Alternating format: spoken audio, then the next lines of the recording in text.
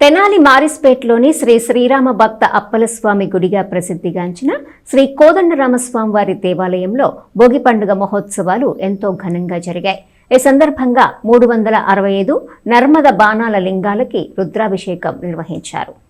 స్థానిక మారిస్పేటలోని శ్రీరామ భక్త అప్పలస్వామి గుడిగా ప్రసిద్ధిగాంచిన శ్రీ కోదండరామస్వామి దేవాలయంలో భోగి పండుగ మహోత్సవాలు అత్యంత వైభవంగా నిర్వహించారు.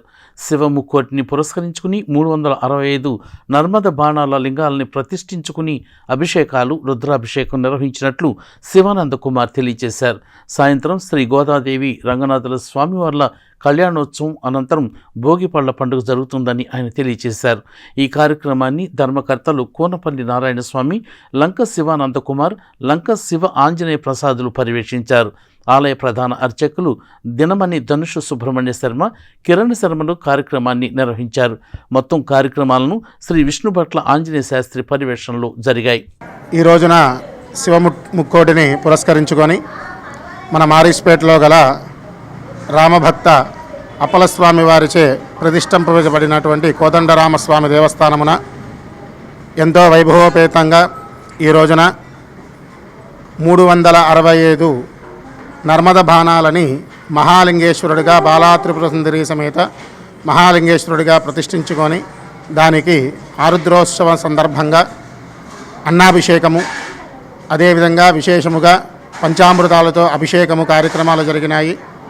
ఇంకా ఈరోజు సాయంత్రము గోదా కళ్యాణము, అదేవిధముగా స్వామివారికి భోగి పండ్ల కార్యక్రమం కూడా జరుగుతుంది.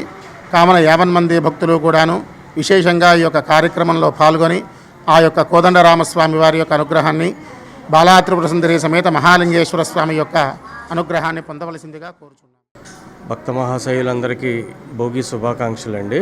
ఈరోజు శివముక్కోటి సందర్భంగా నర్మద బాణ లింగాలకు 365 నర్మద బాణ లింగాలకి అన్నాభిషేకం చేయడం జరిగింది. ఉదయమే రుద్రాభిషేకం కూడా చేయడం జరిగింది. సాయంత్రం స్వామివారికి పిల్లలకి భోగిపళ్ళ ఉత్సవం ఉంది. 6 గంటలకి కార్యక్రమం ప్రారంభమవుతుంది. పిల్లలందరూ రావాల్సిందిగా కోరుతున్నాము. అలాగే భోగిపళ్ళ కార్యక్రమం అనంతరం 7 గంటలకి గోదాదేవి కళ్యాణం ఉంది. కళ్యాణాన్ని కూడా అందరూ తిలకరించి స్వామివారి ప్రసాదం స్వీకరించి స్వామివారి కృపకు పాత్రలు